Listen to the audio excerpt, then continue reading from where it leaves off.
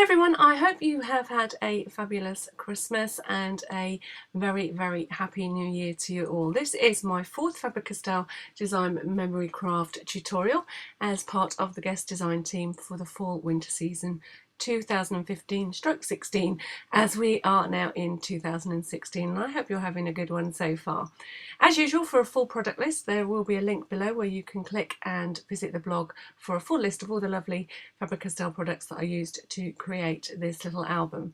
So you've seen me create an album before, and this is the same technique, but if you did watch that snowy snowman material album, you will see that I decided that those pockets would make great pockets to store your stencils, and that's exactly what I'm going to show you how to do.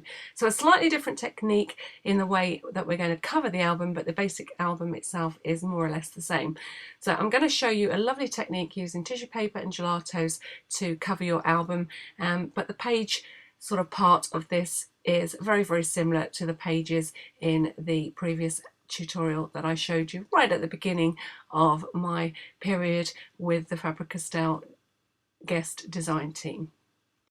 So starting out with the creation of the pockets, I've picked cardstock that is matching the colours of gelatos that I intend to use on the cover, and each of your pages takes 2 pieces of cardstock, and I am cutting them to measure 7.5 inches by 10 inches, and then I'm scoring them all at the 5-inch point. So you can see I've got 3 lots of colours here, but I do end up only using 2 sets of colours because I've got 2 sets of Faber-Castell stencils at the moment, and I decided that's all I really wanted to fit into this album. I did think I was going to do a little spare section, hence the 3rd colour, but I decided that actually I'd like to keep this as a set of 2, and if and when Faber-Castell bring out some more stencils, I'll make another album to keep those in.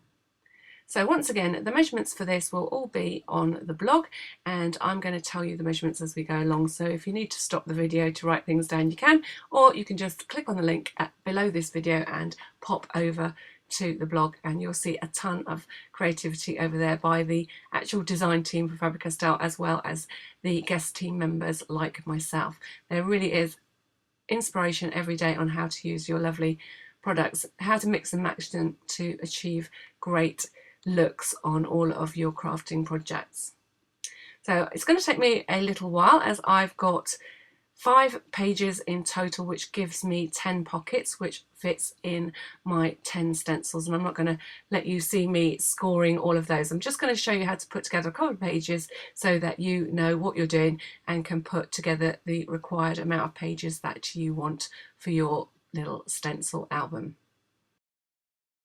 As usual with all my tutorials, I will point out to you different ways which you can adapt this design for other reasons. For instance, this does not have to be an album that houses stencils. You could create all of these pockets and put tags in them and use them as a mini album. You could just have plain pages in them, and you could use it as an art journal, and you could make the pages in different sizes to house perhaps stencils that you've got in other collections.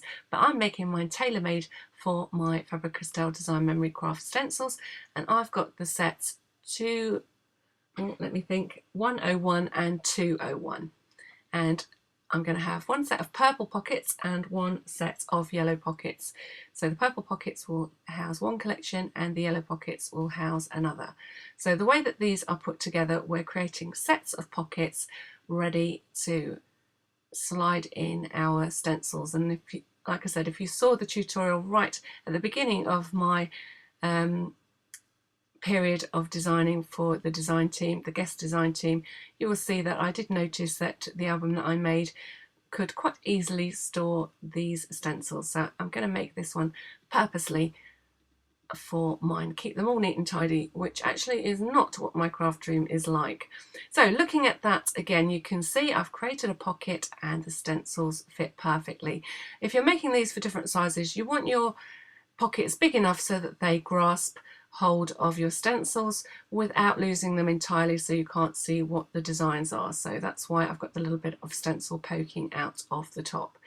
So we're starting out by adding some glue right down the center of the scored page, and then thinly across the top and bottom edge.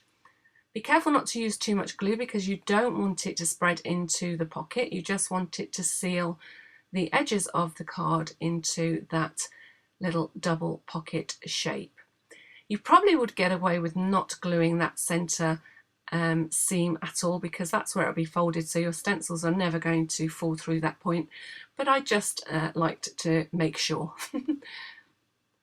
So again, you're going to make sure that you press down those edges well and get rid of any excess glue that may just squeeze out of the pocket. And don't forget, don't put your stencils in until your glue is completely dry, because if there was any leakage, it's better to sort of undo your pocket a little bit because you've got a bit extra glued than you intended, rather than to try and get your stencils out of the pockets once that glue has dried.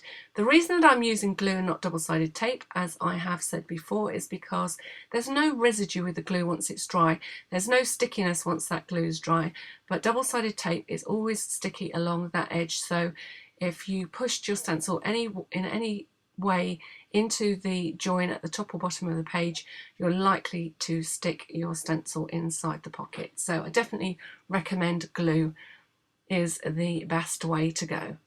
And I'm really taking my time to make sure that I line up my pages completely, and I've got 5 double pages in total, so I used 10 sheets of cardstock for each of the signatures of this album.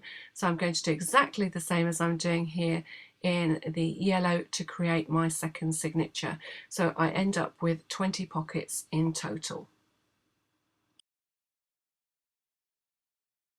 The next thing that we want to do is pile up our signatures. So I'm placing each of the 5 sets of pockets one inside the other to create a signature. And you can see already that the thickness of the card pockets pushes the pages all out of alignment. So at this point I'm going to make them all measure the same. So I'm making sure these are all nestled snugly into that center section, and then I'm taking my metal edged ruler and carefully cutting down the entire stack to remove that excess staggering of the page lengths that's caused by them nestling one inside the other. So definitely keep your fingers out of the way when you're doing this. You need a metal edged ruler, you need to press firmly down against the edge of that first page as your guide, and then gently and carefully cut through the stack. Don't try to cut through the whole thing in one go, you won't get a good result and you're likely to slip and cut yourself. So just do them a page at a time. And then remember that you need to keep the pages in this order to keep that neat finish on the ends of your signatures. So that's 20 little tag pockets ready to pop my stencils into. This next step is entirely optional. I like to make my pockets look like little pockets by adding a little cutaway section to each of the little pockets that I've made. So you can see that I've divided my card in half and given myself a guide, and I've also decided how far up the punch I want the depth of the cutaway to be, and you can see I've done it a few times, and I've used my pencil just to mark the punch. Now this is quite a nice sturdy punch by Stampin' Up. It's 1 3/4 inches. You could use a smaller one if you want to, but you are cutting through 2 layers of cardstock, so you do need to make sure that it is the kind of punch that could cope with that thickness. I can't cut through all 4, as you can see here. I did try and then had to give up, and I'm cutting through 2 layers at a time using that central mark that I have put on the page, and then using the 2 little lines that I've put across the circle of the punch. You can see I'm using the punch upside down, and each time I'm marking the page in the center and then lining it up with that central mark and punching away that little indentation into the pocket ready to insert the stencil. Remember to keep your pages in the same order, and repeat this process for each of your pages. So I'm literally doing them one set at a time and making sure that they are popped back into their same place in the stack that we created. And you're going to repeat that for both signatures, in my case the purple and the yellow signatures. So at this point you can have a little try of your stencils. So this is the 101 set, and I am popping them into each of the little pockets that I've created. So 10 stencils in each kit, and I'm popping one in each pocket. You can see that I've already used them, and you will notice that it really is a good idea once you're using your stencils not to ever put them away while they're still wet, because the chances are you will stick them inside your pocket and you will never release them from inside, particularly if you've used something that is particularly tacky, like any kind of paste. Tends to be quite gluey, or acrylic paint also is likely to stick your stencil forever into the pocket. So if you don't want that to happen, just make sure your stencil is nice and dry before you put it away. So once you have all your pockets in place, then you can decide about decoration. Now you can be as arty as you like at this point. I'm going quite basic, but it does look quite effective once it's finished, and it serves as a lovely catalogue reference to what each of these stencils will look like. So I am using one of the dot dabbers that come in with your gelatos, and I'm just taking a little bit of that gelato paint from the paint stick and then smudging it through the stencil. You do have to be a little bit careful when using any stencil that you're quite gentle in the application, because if you really scrub at it too hard, the stencil will move and you will smudge your design.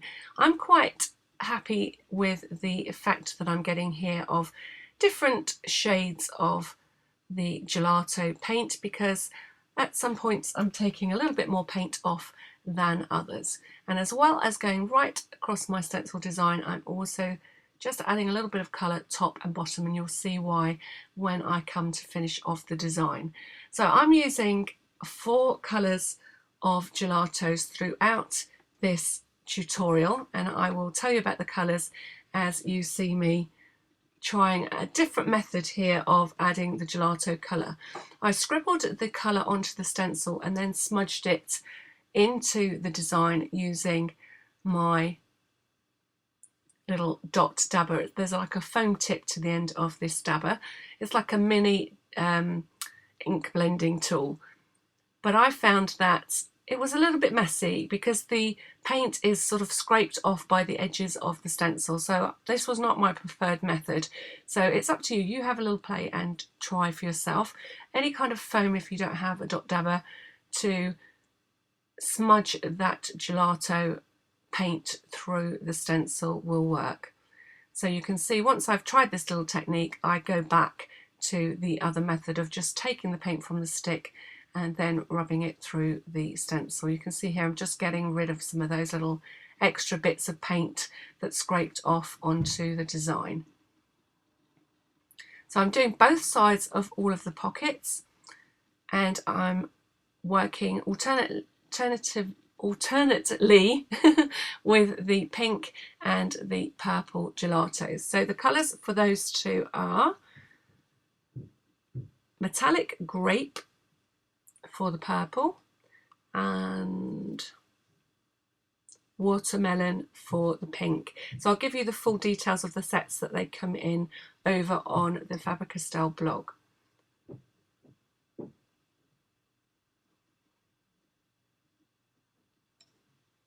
And the other 2 colours you'll see me using in this tutorial are a yellow, which is buttercream, and a lighter purple. Well, I thought it was a sort of lilac colour, but the colour name is strawberry.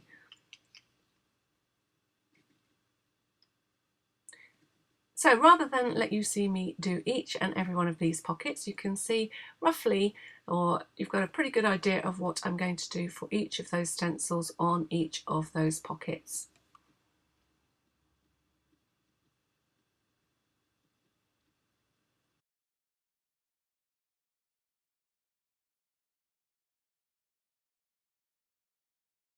Now I could have left the design at that, but I wanted to add a little bit more doodling, you know me, and this is just another thing that you can do using your stencils, not necessarily on your pocket pages, but you can think of doing this kind of thing on your artwork. So you've seen me smudge colour through the stencil. You know that you can smudge or spread embossing paste to create texture through these stencils. You can spray through them, and don't forget you can also trace around them. So I'm just using my black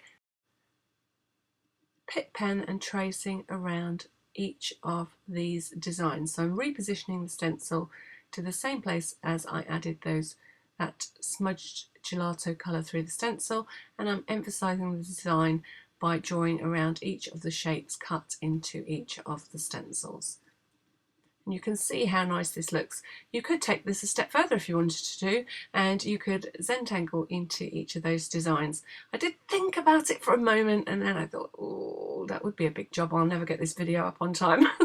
So I was quite happy to be able to see at a glance what my stencils look like and know the kinds of effects I'm going to achieve if I use them on a project. And you can see it looks quite pretty, and I'm going to do that for each and every one of my little pockets.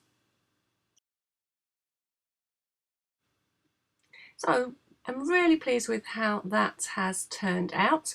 I have had a few issues with turning things upside down by mistake, but hey ho, it's my little stencil catalogue and I don't mind too much. But just bear in mind when you're putting your pages together, make sure you keep checking the orientation of your pages so that you don't end up with a few pages upside down. And I do carry on turning pages upside down throughout the tutorial, as you will see, but I'm not too stressed about it.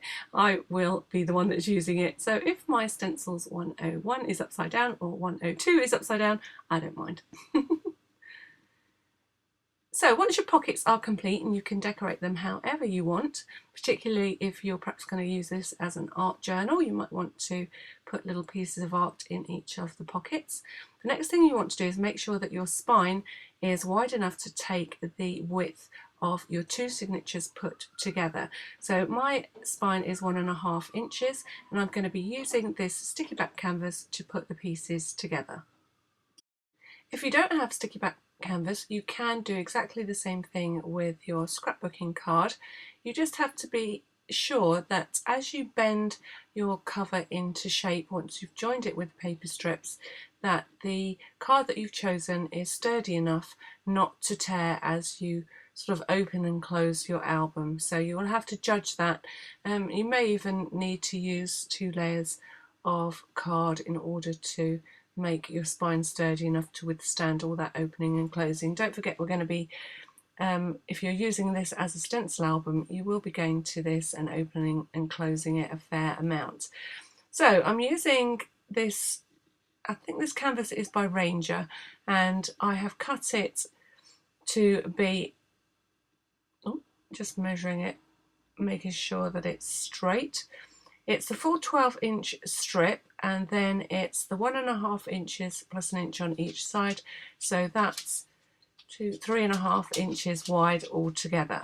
And you can see I'm making sure that it's really pressed down well, and I've left roughly a card width between the spine and the cover on each side. And this overlap where it wraps around the page makes it a very sturdy covering and hinge for my spine. Not my spine, my book spine. So you can see how this is all going to fit together, and I can now carry on and decorate the cover. So I had some tissue in with a parcel that I sent away for at Christmas, and I put it to one side because I knew it would come in useful, and it is perfect for this technique. So I'm starting out by using the gel medium, and I'm going to use it to create texture on my album cover. So I'm screwing up the tissue, and then I'm going to be using the gel medium. I've got a nice flat brush, or I will have in a moment, and I'm going to liberally cover the cover with the gel medium and add the tissue on top. And the trick is to make sure you get lots of nice crinkles in the tissue. Something to look out for is, because we're working on chipboard, the first sort of coating of the gel medium does sink straight into that chipboard, so you may well need to add some more gel medium as you go. And I'm going to be putting the gel medium under the tissue and on top of the tissue. You can see I'm just creating little crinkles in the tissue as I go, and that's what's going to give us the texture that we're going to highlight with the technique we're going to use with our gelatos later on. So I'm making sure I cover the spine as well.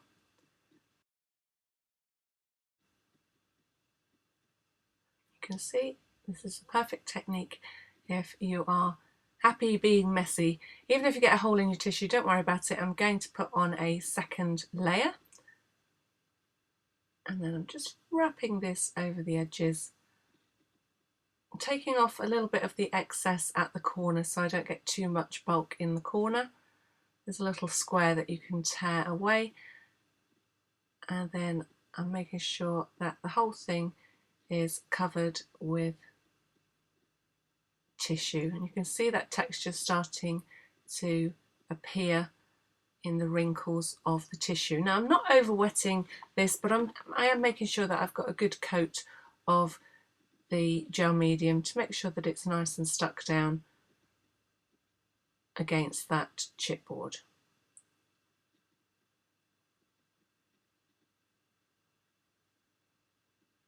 So that's the first layer, and then I'm going to come back in again, adding more of the gel medium. This time I'm not going to put the gel medium on top of the tissue, because I know that I'm going to cover the whole thing with a coat of, or a coat or two of gesso once this is finished. So again, just making sure that I get a few crinkles as I go, and wrapping the whole thing in 2 layers of crinkly tissue paper.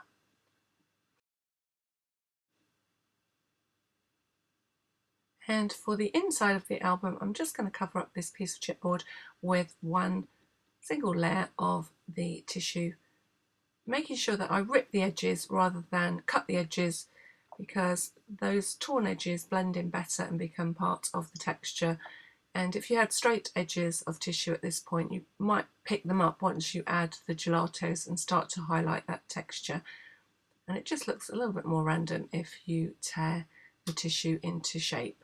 You can see I haven't had to be accurate at all, and I'm just leaving that at the 1 layer on the inside.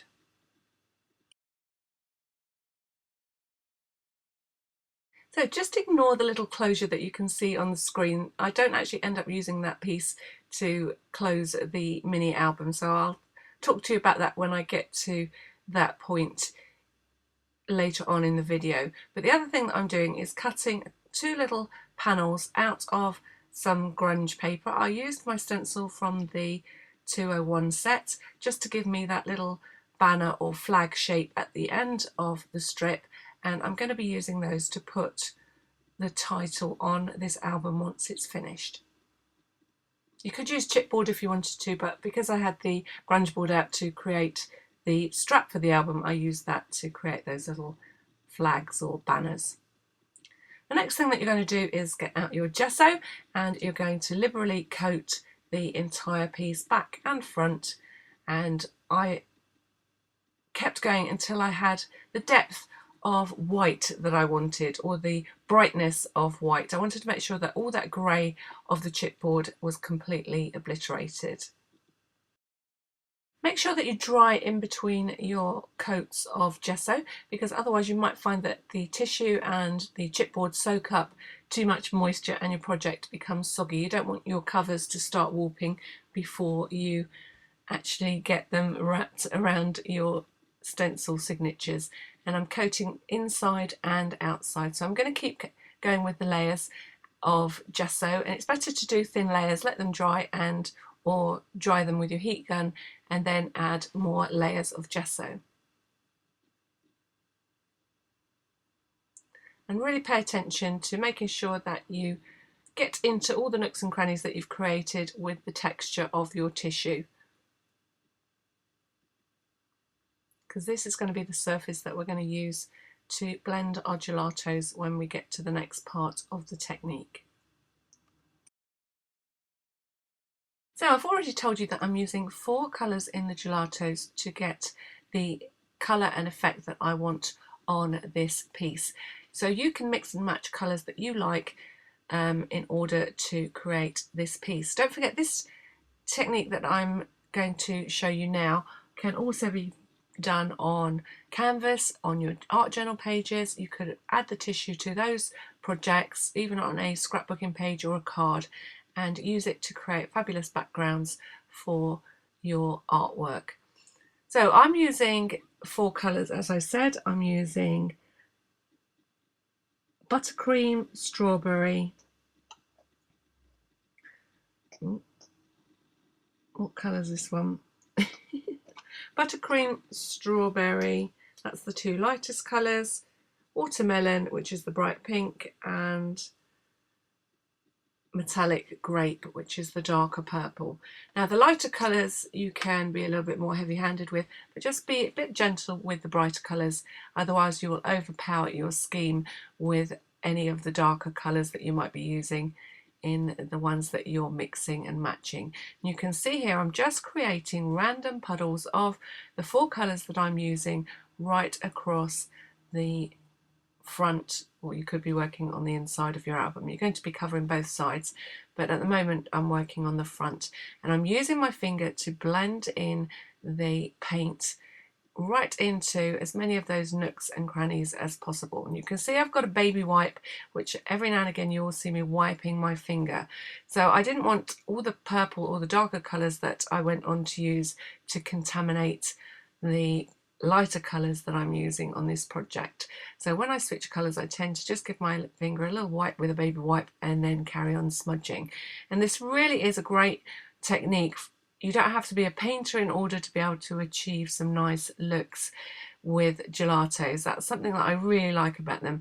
They're a creamy consistency, a bit like a lipstick. So I'm scribbling them onto my project and then I'm smudging them out to get the effect that I want. Now I just want to deepen my colour a little bit and actually pay a bit more attention second time round, but to cover all the white of the gesso. So I'm really making sure I rub nicely into all those little nooks and crannies that the tissue made on our project.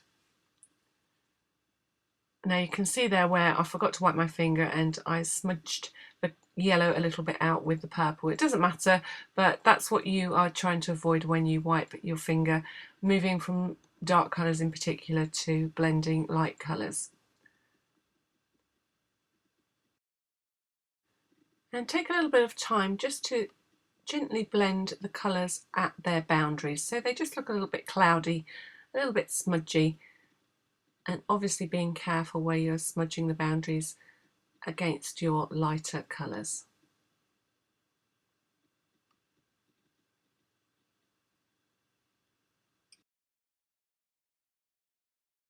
Now I have to confess the next part of this technique was a little bit of a happy accident. I started out by thinking I was going to sort of dry brush, but using a baby wipe, some gesso onto the raised areas of the tissue to turn them white. Then I realised that as I was working with the baby wipe, that the baby wipe was doing the job of picking the paint off those raised areas and leaving me this lovely textural effect against that clouded background. So you can see here I am using I would call it a damp baby wipe rather than a soaking wet baby wipe, and I'm very, very lightly brushing it over the surface of my work. I'm not pressing hard and I'm not letting everything get too wet, but that brushing of the baby wipe over the tissue is taking the colour, the gelatos, off the raised areas of the tissue and leaving me this gorgeous texture all over the inside of this cover. Now I can tell it's the inside because you can see where the canvas actually is, and that's what I mean about the if you had any hard edges on your tissue, you're likely to be able to see them once you start to take the paint from the textured areas of your work. So I was really happy with how that turned out. That was the inside of my album. Now I'm going to work on the outside.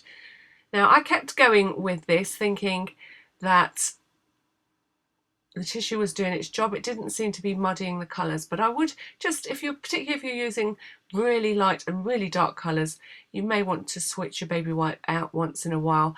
But you can see here I'm managing to do this all with one baby wipe. Now you can take more colour off or less colour off depending on the look that you're going for, but I really liked this light chalky effect that I was getting by really giving this a good rub. So the outside of my album, I really took more colour off than on the inside, and I'm blotting it with a clean baby wipe here.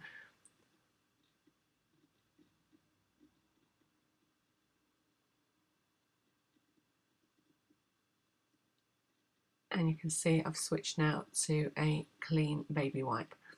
So starting with the messy baby wipe, getting off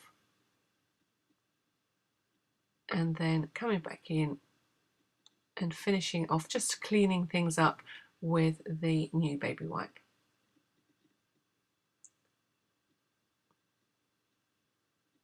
Now, if you're not sure about this technique, because I certainly wasn't, it really was a trial and a happy accident that it really gave me great texture on my album, and I loved the way those puddles of colour looked once I had washed some of that gelato colour off the texture.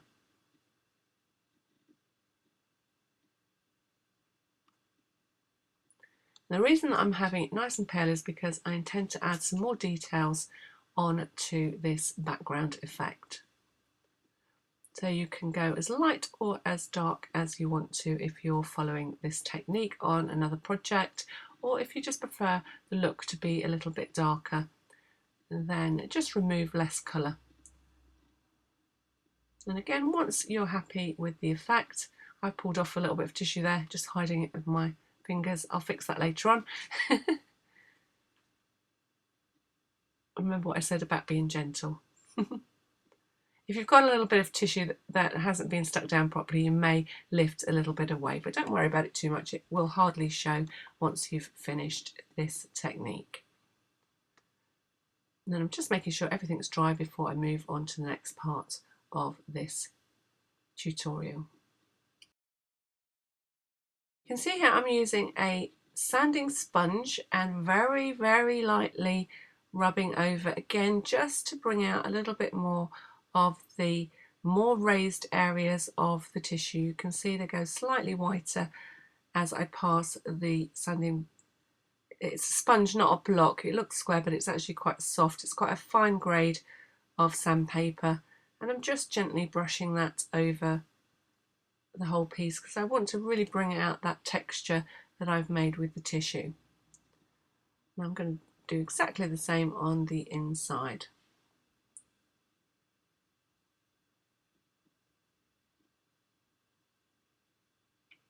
And I'm using a kind of circular motion, and that makes sure that you hit all the different edges that you have created with the tissue.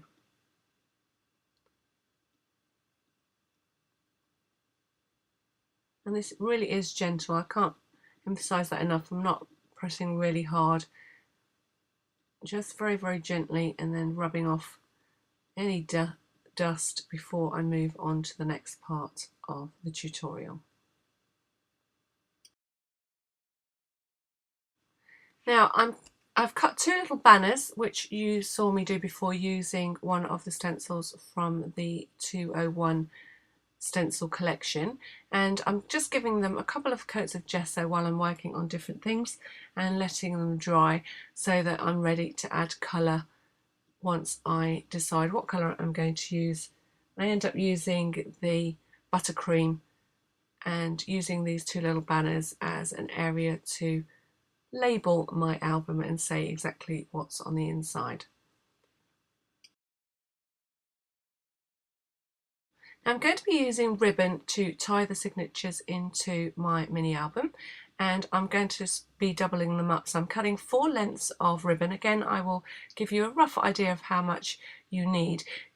I'm not actually going to give you exact measurements for this because it all depends on your album. It depends how thick your signature is when it's finished. So roughly you want to make sure that you've got enough ribbon to thread through your signatures, pop out the other side of the spine of your album, and you've got plenty of room to decide how you're going to tie them, because you can tie them as bows, or you can do as I do, which is actually tie them off, add charms to the end and cut them short.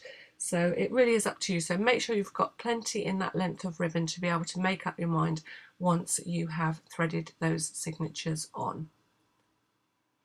So now I'm using my Gelatos to colour my ribbons to match my project. I'm going to be using the buttercream and the pink, which is watermelon.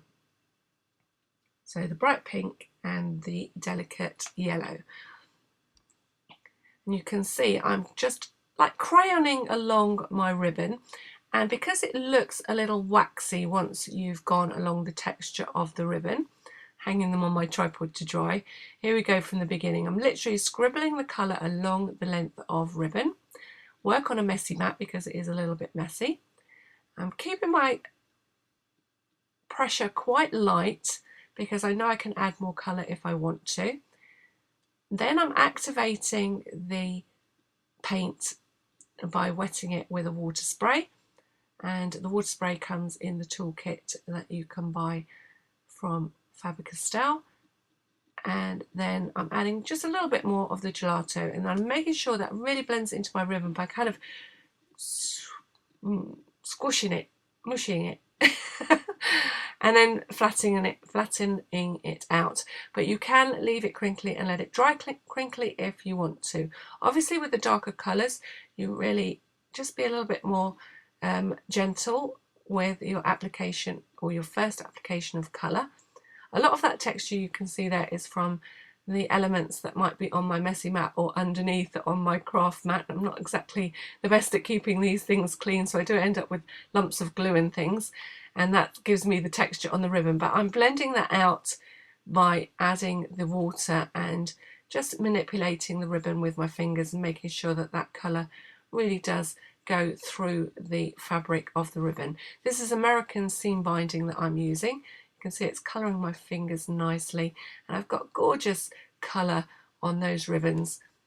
So I'm really happy. I quite often do this with my distress ink, so I'm happy to report that it works equally beautifully with Gelatos. So I definitely will be doing this with other projects, making your ribbons match perfectly with the colour schemes that you're using.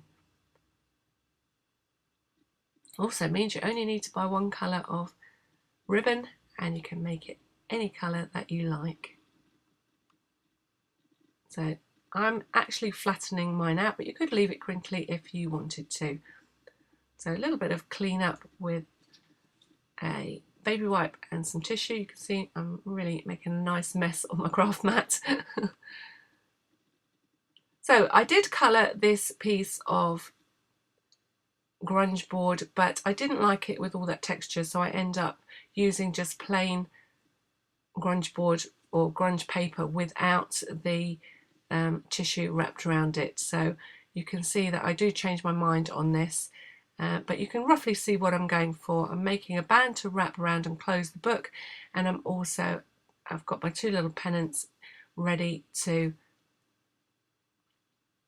add the words to my album.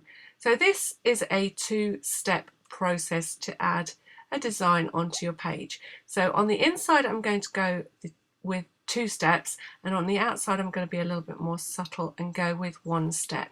I'm going to zoom in a little bit closer in a moment to let you see exactly what I'm doing, but first of all I'm going to tell you that I'm using my Pitt pens, Pitt big brush markers, in order to perform or to make this technique work.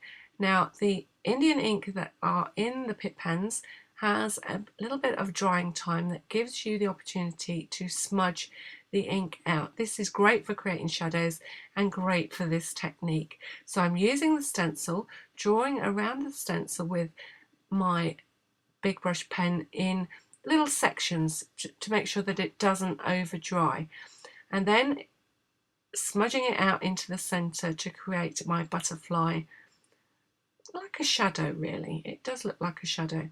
Now whilst that is still damp, you can rub your finger over it and take away any harsh line that you might have created. You create a bit more of a harsh line with the darker colour than you do with the lighter colour, but just rub over it with your finger until you get rid of the real harsh line that you may create using the darker colours. So I'm going to be using the 3 colours of big brush markers that match as near as I can get them to match the colours that I've already used on the surface of the album. So the pink is Pink Madder Lake, which is 129. The yellow is Cadmium Yellow 107, and the purple is Manganese Violet 160. So you can see I'm just using 2 of the butterfly shapes on the stencil from the Stencil 201 set, because they were my 2 favourite shapes, and I'm just creating a pattern of butterflies, a flutter of butterflies across what will be the front of my album. So the front of my album is going to end up a little bit more subtle than the inside. Now you can switch this around if you want to. If you like the inside more than the outside, you could do that, but I liked just the flutter of butterflies going across from the front and across the back of my album. So I'm literally randomly putting these butterflies, or positioning these butterflies, and switching between the 3 colours. Definitely be a little bit more careful with the darker purple because it really is quite intense. So spend a little bit of time carefully blending that out into the centre of your butterfly shape.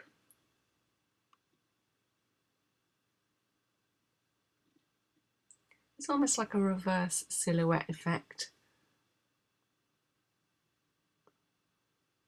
because you can still see all that lovely texture in the centre of your butterfly, but we've got these gorgeous butterfly shapes appearing. And then you can see here I carry on just blending out with my finger and it lightens again, so you've got a little bit of wiggle room to make sure that things aren't too dark when you're using the darker colours. So zooming in for a real close-up of what's going on, and at my pink fingers. So positioning my butterfly stencil, holding onto it with one hand, making sure that I don't move it as I work, and then taking my big brush marker, big brush Pitt pen, and working in sections and smudging the ink in towards the centre of the butterfly. And you'll get a little bit of a feel for how much you can work and still achieve good blending time with your Pitt pen. So you might want to practice this technique before you commit to doing it on an album. Now remember, this technique only works where you've got a sort of sealed surface, slightly, because I've got the Gelatos and the Gesso, it's given me a slightly slick surface that will allow that ink to sit on the surface and not soak straight in. If I tried to do this technique on a paper such as a watercolour, just for a really obvious instance of paper that is very, very porous, you would not get this blend time. It would have immediately soaked into the paper and you would not be able to smudge it out. So anything that you do this on, you have to add a coat, whether that's a coat of acrylic paint, which gives you a slightly slick surface, or gesso as I've done here, or give the whole project a coat of matte medium, and then you'll be able to work this technique. It works really well around decoupaged paper shapes that you might put onto a project. Now, I have to say, I first saw these being used by the lovely Vicky, I'm not sure how to say her surname, Vicky no, I can't say it. Yeah, I know that you'll know who I mean. She creates gorgeous journal pages and does a lot of shape cutting on her pages to make lovely elements that she creates out of paper and then highlights and brings to life with her Pitt pens. And it was her that first made me think, oh, I definitely need to get my hands on those. And I have loved them, used them for all sorts of things. They're great for stamping, and this is just another use. Use them with your stencils and you get a lovely effect by drawing around any shape that you might have in stencil. It doesn't have to be butterfly, it can be any of your stencils, and then smudging out towards the centre of the design. So this is how the design ended up. So I've got one little butterfly in the top right hand corner, and then this scattering of butterflies from the front across the bottom. So you can see this is the front, and then flying right over to the left hand side and the back of the cover. And this is where I discover upside down mistake number 2. This is the front of my album, and the inside where I tested my techniques is upside down. But don't worry about it, there's always a fix, and I've decided just to have some upside down butterflies and some the right way around, as you will see as I show you. This is a 2-step technique now, so working with that technique that we started with. So I'm starting out by creating my butterfly shape with my Pitt pen. Again, blending it out if I get too many sharp edges. And then I'm going to be using my gesso to highlight the shape. So I'm using a fine flat brush. It's a slightly angled brush, but you could use a flat brush just the same. And then I'm drawing around the shape with the gesso very, very lightly. I'm not using too much gesso. And then blending or feathering that paint outwards, which has the effect of really highlighting that butterfly shape against that background. I'll show you it really up close in just a moment.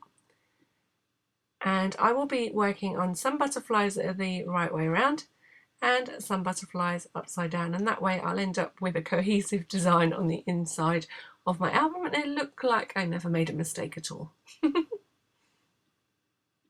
Sign of a good crafter when you can make the most of your mistakes.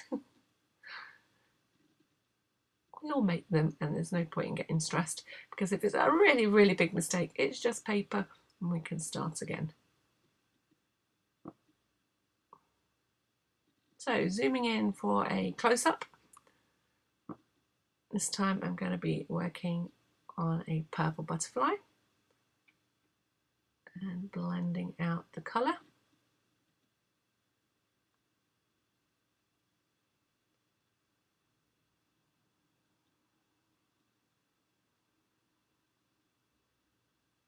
And keep blending just to take the harshness off that outside edge where the ink collects along the edge of the stencil.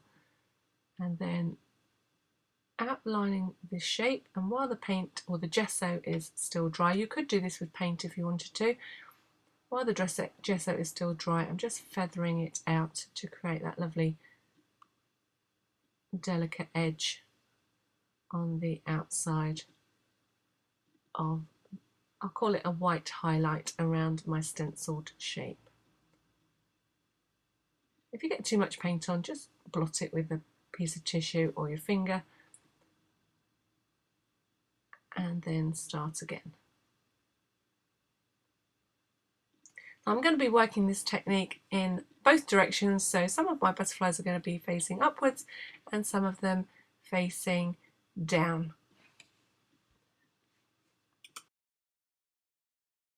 It took me a while, but you can see it was worth the efforts, and every time I open this book I'll be greeted with my butterflies, and it doesn't matter which way up my album is, the design still looks okay. So that's the delicate design on the front, which is the one stage of stenciling with your Pitt pens, and then taking it a step further on the inside by highlighting with the gesso.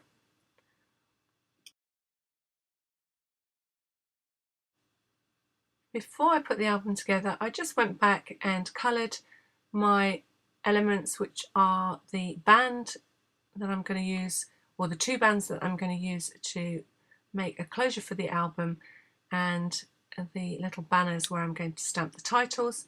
And I've covered them and smudged out the gelato colour, and now I'm just lightening them and creating a little bit of a cloudy effect by smudging on some of that gesso with my finger. I really am just swirling it around to create a sort of cloudy finish as the water-based gelatos blend in with the gesso. So I'm not going for a total blend, I'm leaving it so it looks nice and cloudy. And I'll put them to one side until I need them later. So I've got those and I've got my ribbons.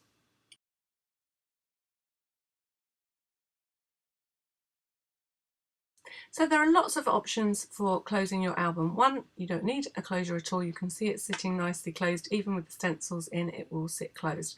I happen to have this metal closure that I wanted to use. It's by Hobby Horse Crafts. If you wanted to look on their website, you can find lots of different findings on their website that you can use for projects like this one.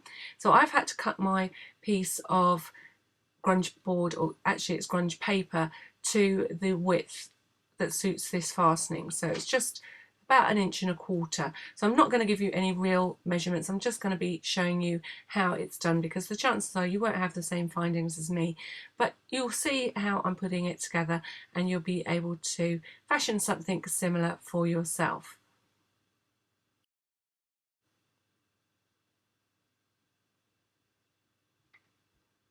I'm going to attach the fastening with some brads.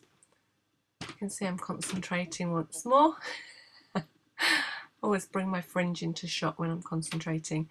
I'm adding a little bit of glue for extra security, and then I've got 3 little findings, or 3 little brads, that I'm just trying to make sure that I don't have any pointy bits of brads sticking out the end of my closure once it's finished. So I'm paying a little bit of attention to that, and that's going to sit on the front of my album.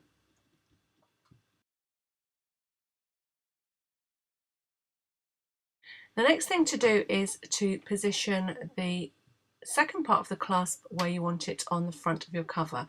I'm just making sure it's sitting centrally, and then I'm going to mark and pierce 3 holes. Be careful not to go through your fingers where those brads are going to sit. And again, I'm just going to fasten that into place with 3 little brads. So to cover up those brads, I'm going to be making another little butterfly so that I can cover it over and make all of this safe for my fingers. So again, I'm tracing around my stencil onto some grunge paper. It could quite easily be chipboard, and carefully cutting around the shape.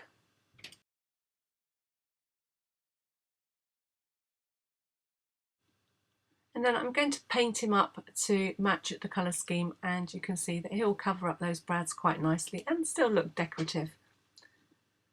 So whilst I'm coating that butterfly with a layer of gesso ready to paint him with my gelatos, I'm also going to be painting over the hinge with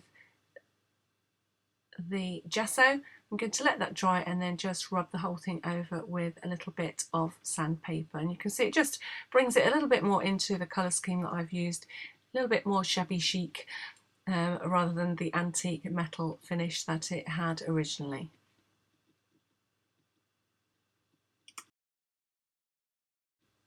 So you can see once the gesso's dry, I'm just rubbing it gently with a piece of sandpaper,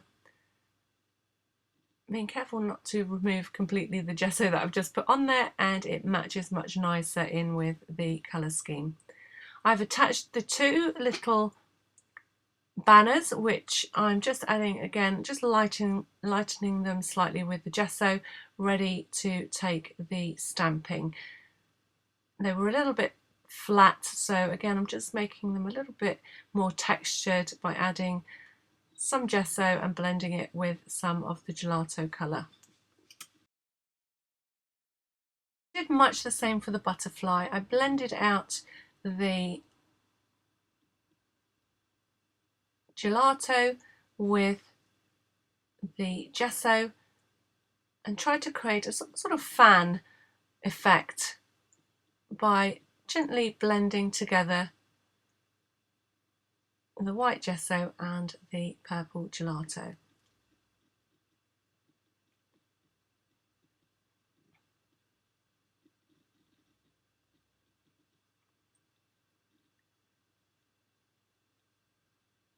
It's easy to blend the two colours together, just lightly smudging them with your fingers, and then I'm just dry brushing around the edges with the gesso to highlight the wings of the butterfly once it is in position on the inside of the cover. Now, I liked how this turned out so much I decided to make another one to sit on the front of the album, and you will see that later on. Exactly the same technique, but just mixing the pink and the yellow colours to create another butterfly. And then I'm just using some glue to stick this in position over those brads. See, there's always a fix. If you didn't think of putting your brads in before you put the tissue down, which I didn't, because I didn't really know how I was going to close this album at the time, there's always a way round and a fix for making things all right again. The next thing that I'm going to do is measure and make the holes for tying the signatures into the spine. So my spine on the album measures 1.5 inches. So I'm going to make the two signatures sit at 1/2 inch spacing. So I'm just marking the position of where I'm going to pierce the holes. So 1.5 inches from the top and the bottom at 1/2 inch intervals. So you can see 1.5 inches from the top, 1/2 inch in from the side, come along another 1/2 inch, and that's for my second signature. Now I'm making sure that these holes are quite big because I'm going to be using ribbon to tie my signatures into position. So this choice is decided by whatever you decide to tie your signatures into your album with.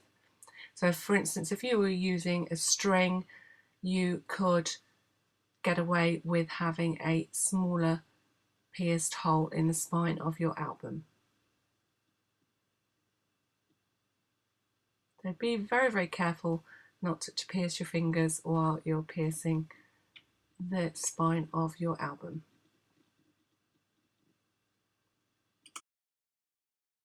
The next thing that you're going to do is pierce each of your sets of pockets to match the position of the holes that you've just created in the spine. And the best way to do this is one at a time to position the spine of your pages or pockets. Make sure they're even top and bottom against the spine, and then just mark with a pencil exactly where those holes are that you've pierced in the spine of your book on the spine of your pocket page. And then it's quite easy to pierce the holes in each of the sets of pages that you have created. Remember to keep the stacks of your pages in order, and try to pay attention again as you put them back together that you keep them in the same orientation as you had originally, or you will end up with upside down butterflies like I did when I tied these signatures together because I wasn't concentrating properly, and I turned something else upside down. That was my third thing. So third time's a charm. I didn't do 4 things, I don't think. So you're going to need to do that for each of the pairs of pages in your 2 signatures. And then you're ready to thread those pages together. So starting from the centre, you're going to thread your 2 ribbons through each of the holes at the top of the signatures and then each of the holes at the bottom, a bit like threading beads, but you're threading pages. And then just make sure that those ties are even and that section is pulled really tightly together in the center by the ribbons, and you are ready to attach that to the center of your book, and repeat that process with your second set of pages. Then you're going to attach each of those two signatures to your book, again threading the ribbons through the top and bottom sections of the spine. So again, pay attention to which way up your pages are if you have any orientation on your pages. And at this point you really want to make sure that you make sure that your pages are really snugly against one another before you tie them in. So I'm making sure that my little closure is going to work.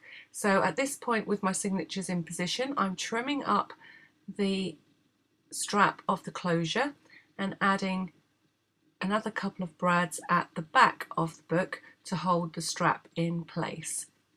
That way I can be sure that it's going to be nice and taut because my signatures are in position, and I'm using 4 little brads. Again, I'm just going to give them a dusting of gesso to bring them into line with the light colour,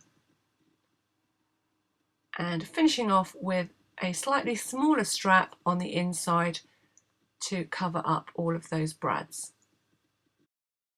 Again, the measurements will depend on your project and how thick it ends up.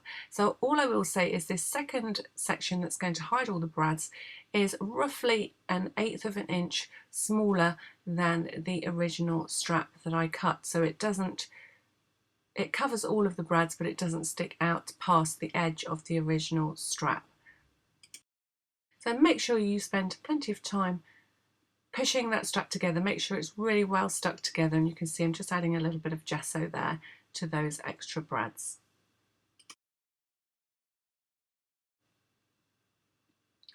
The next thing that you're going to do is really tie those signature ribbons nice and tight, and then decide what you're going to do. You can tie the ribbons into bows, you can just tie and trim, so tie the ribbons in a knot and just trim those little extra pieces of ribbon into dangles on the spine of your book, or you can do what I'm going to do here, which is add some charms. So I've really tied off those ribbons nice and tight, and then I'm adding little charms at different heights.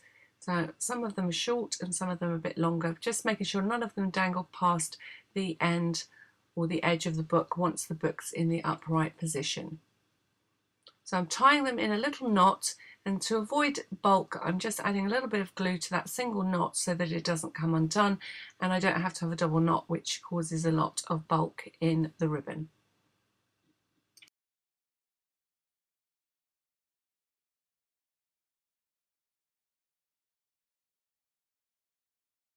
I also added a little bit of white gesso to my charms and sanded them back so they looked shabby chic, and then I used my Pitt big brush pen in the purple colour to stamp the name of the stencils that are contained in this lovely storage system created in a mini album.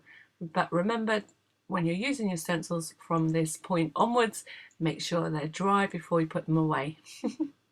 I'll try to live by that too. So here is that butterfly that I made extra and stuck on the front of the mini album. Here is the front of the album, all stamped up nicely and ready to put away on my shelves, and you can see I added a little bit of the white gesso to the charms again to make them a little bit shabby chic like the rest of the metal elements on my album. All my stencils are ready to use. These ones are the right way around. And here's what the book looks like from the side with all of those lovely charms. It really is a lovely tactile piece and a very pretty way to store your stencils. I hope you agree. You can see here our dog Comet. He is not in the slightest bit interested in the mad woman who is standing out in the freezing cold taking photographs of her project. So I will leave you with that lovely shot of our dog and say to you, if you've enjoyed this video, don't forget to hit the like button, the subscribe button, the share button. It really is much appreciated and helps me grow my audience, and I hope to be sharing more Faber-Castell projects with you very soon. Thank you for watching.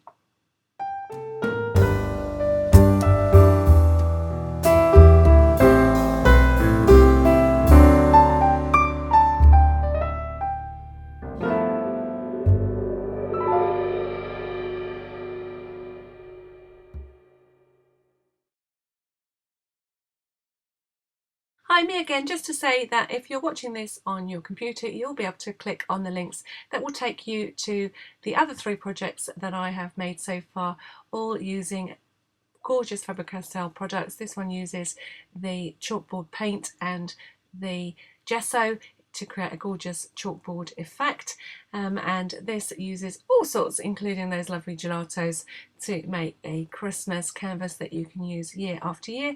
And then I used my gelatos to work on fabric for this Christmas mini album, same kind of album as I used, but covered in a completely different way to the one that I have just shown you.